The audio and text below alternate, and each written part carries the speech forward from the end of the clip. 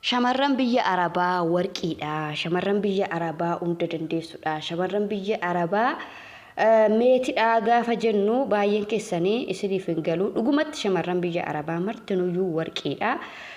Viidiyoon kuni shamarran biyya Arabaa keessa waggoota 6, waggoota 7, waggoota 8 turtanii baay'ee isin fayyada dhugaa dubbachuudhaafi. Viidiyoo kana aga dhumaatti dhaggeeffadhaa isiniin jedha yoo yaashama harka fuuni kabajamtoota daawwattoota keenya nageenyi koo kan jaalalaa kan kabajaa bakka jirtan maratti isiniif haa ta'u akkam jirtu nagaa keessaniin nagaa galanni waaqayyoof haa ta'u har'as egaa viidiyoo isin fayyadu tokko qabadhee isiniif dhufeen jira. Viidiyoo kana laayikii godhaa sheer walii godhaa keessattuu shamarran biyya Arabaa ani viidiyoon ani shamarran biyya Arabaatiif hojjedhu viidiyoo isin fayyada jedhee yaadu qofa. Innis egaa viidiyoo kana keessatti waa'ee hojiiti jechuudha. Baay'een keessanii shamarran biyya Arabaa kuni kara keessaallee namoonni tokko wantoota garagaraa nagaafattu kara koomentiitillee nagaafattu. Ani akkuma waliigalaatti viidiyoo irratti hojjedhee isiniif deebisuun barbaada. Sababni isaa gaafii namni tokko gaafatee deebii hunda namaatiif ta'a waan ta'eef isin fayyada hunda shamarraniif ta'a waan ta'eef isin fayyada jedhee waan yaaduu fi qabadhee isiniif dhufe. Innis egaa yeroo baay'ee shamarran biyya Arabaa keessa waggoota 2 ol lakkoofsittan waggaa 5 waggaa 6 waggaa 7 sanaa ol namoonni lakkoofsittan hin jirtu biyya galuu sodaattanii jechuudha. Yeroonis dhugaa dubbachuudhaaf umuriin keenyallee hin deema hin dadhabnas jechuudha. Biyya namaa kanaa waggaa hedduu turuuni baay'ee tokko gaarummaa natti fakkaatona jechuudha. Kanaaf hojii maal hojjannaa Itoophiyaa keessa Itoophiyaa jireenyi qaala'ee jedhu hojiin hin jiru jedhu yoo Itoophiyaa gallee maal hojjanna jennee callifneetuma biyya namaa kana keessa rakkachaa kan ta'aa jirutu jira.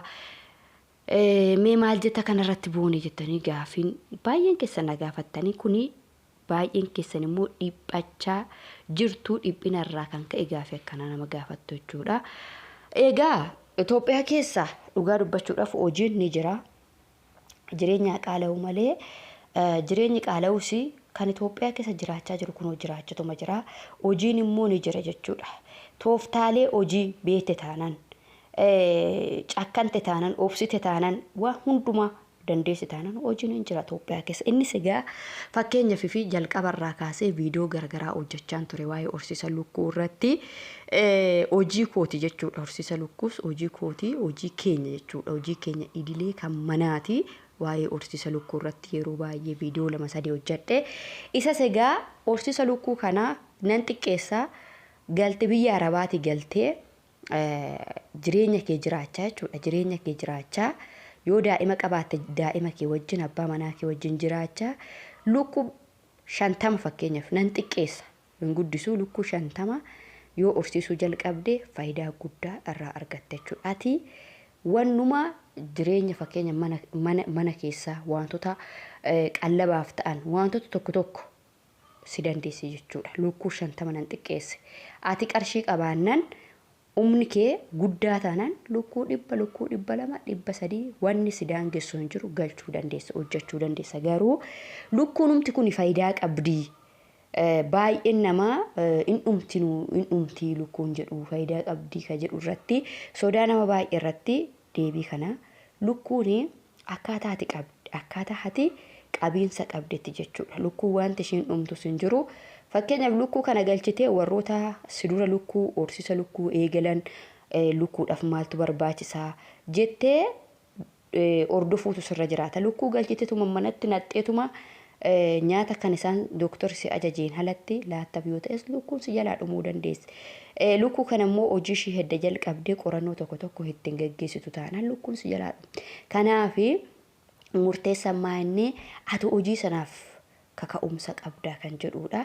Inni kan biraa beellada jechuudha. Beellada oolota jechuudha. Oolota yoo bittee jechuudha mana qabaattee oolota kana furushkaa bittee fi biyaansi nan xiqqeessa oolotuma 3-4 bittee yeroo ayyaana irratti oolota kana furushkaa bittee fi qallabdee yeroo ayyaanatti oolota kana deebistee yoo gurgurte inniyyuu hojii tokko jechuudha. Hojii tokko namoonni baay'een illee hojjechaa jiru. isa kanneen kana lamaan hojiin kun lamaan immoo mana dhuunfaa keetii barbaada. Kana beekuun dirqama. Oolota fakkeenyaaf oolota beellada kana akkamitti binnee akkamitti horsiisnee akkamitti waan ta'e gochuu dandeenya jechuu dandeessu.